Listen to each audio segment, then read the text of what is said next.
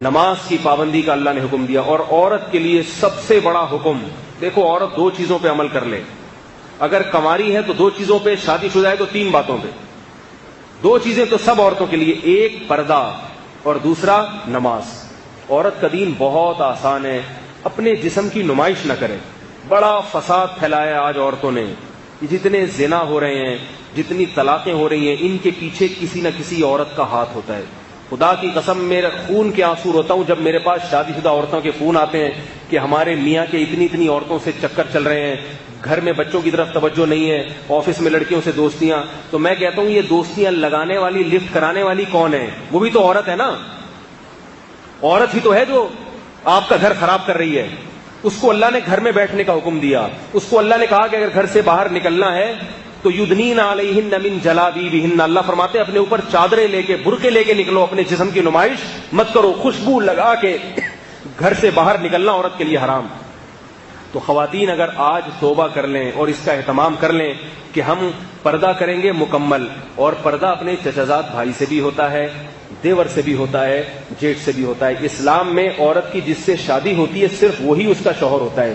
ہندوؤں کے ہاں جس سے شادی ہوئی وہ بھی ہے اور دیور بھی ہے۔ دیور کا مطلب پتہ ہے ہندی میں کیا ہے؟ آدھا شوہر۔ یہ ڈکشنری میں دیور کا مطلب ہے، نہیں آ رہی میرا خیال ہے۔ تو ان کے ہاں دیور سے پردہ نہیں ہے، سکھوں کے ہاں تو ہے ہی نہیں پردہ۔ سکھوں کے ہاں تو باقاعدہ ہے کہ یہ شوہر یہ بھی ہے اور یہ بھی ہے۔ تو یہ بغیرتی والی زندگی پسند کرتے ہو کیا؟ ہم اس کو قبول نہیں کرتے۔ ہمارے ہاں ہے کہ یہ شوہر ہے، اس کے علاوہ کوئی بھی نہیں ہے، وہ نہیں دیکھ سکتا اس کو۔ دیور کو اجازت نہیں ہے جوان بھابھی کے سامنے بیٹھ کے گپے مارے۔ سالیوں اور بہنوئی کے جو ہے نا کتنی بری خبریں آتی ہیں، ایسی باتیں کرتے ہوئے ممبر پہ جو ہے نا شرم اور حیا آتی ہے۔ برائی کا تذکرہ کرنا بھی برائی کی اشاعت۔ کتنے فون آتے ہیں خواتین کے کہ میرے میاں مجھ میں دلچسپی نہیں لے رہے، بہن میں دلچسپی لے رہے ہیں میری۔ سالی آ رہی ہیں، گپے لگا رہی ہیں بہنوئی سے۔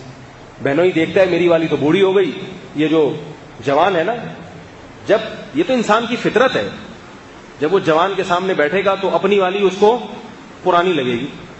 اس کے 10 بچے ہو گئے ہیں، وہ پرانی لگ رہی ہے، اور یہ کیا ہے بالکل نہیں، تو وہ ادھر توجہ جاتی ہے اس کی۔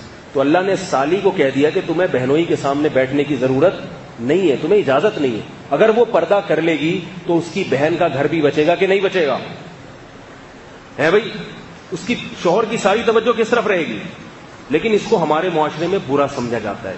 اگر پردہ کر لے گی نا تو بیوی ہی کو اعتراض ہوتا ہے، میری بہن نے میرے شوہر سے پردہ کیوں کر لیا، بے وقوف، اسی کو اعتراض ہوتا ہے۔ او بھائی تیرے فائدے کے لیے اللہ نے اس کو حکم دیا ہے، تیرے فائدے کے لیے۔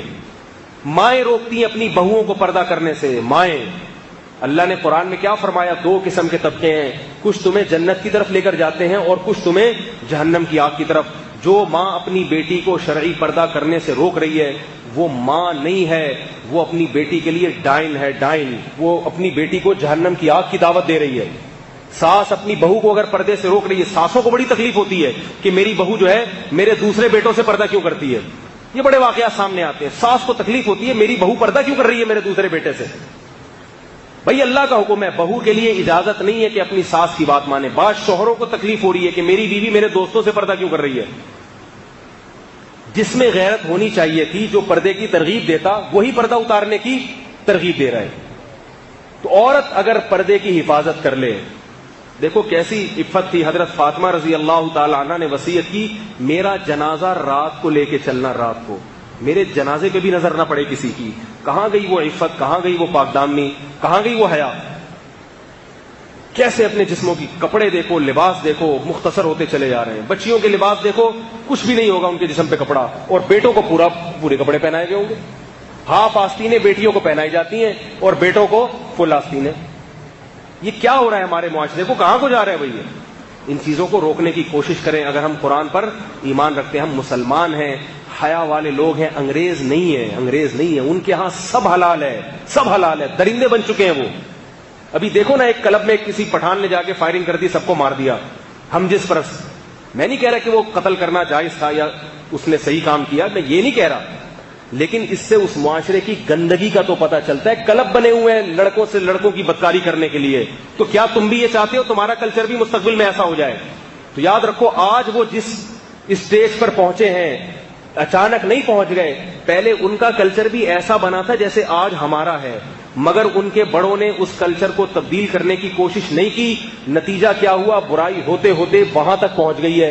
اگر ہم نے اپنے گھروں پہ اپنی بیٹیوں پہ کنٹرول کرنے کی کوشش نہیں کی, معاشرے میں کو پردہ کرانے کی کوشش نہیں کی, تو یاد رکھو ہمارا مستقبل بھی پھر ویسا ہی ہوگا.